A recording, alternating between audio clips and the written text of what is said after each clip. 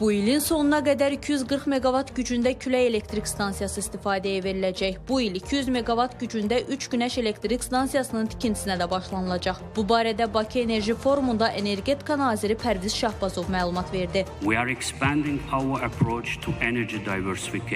Biz təkcə mənbə və marşrutlar üzrə deyil, eyni zamanda enerji növləri üzrə şaxələndirməyə olan yanaşmamızı genişləndiririk. Yaxın 2 il ərzində yaşıl energetikanın ilk inkişaf mərhələsi başa çatdırılacaq. 10 günəş və külək elektrik stansiyası istismara veriləcək. Ümumi investisiya həcmi 2,7 milyard ABŞ dolları təşkil etməklə 2027-ci ilə qədər Azərbaycanın quraşdırılmış enerji gücündə bərpa olunan enerji mənbələrinin payı 33,7%-ə çatacaq. Bu payı 2030-cu ilə qədər 38%-ə, 2035-ci ilə qədər isə 42,5%-ə yüksəltməyi planlaşdırırıq. Azərbaycan bugün neftini 25, təbii qazını isə 12 ölkəyə ixrac edir. Ötən il Azərbaycanın neft ixracının 75%-dən çoxu, təbii qaz tədarükünün isə 51%-i Avropa ölkələrinə yönəlib.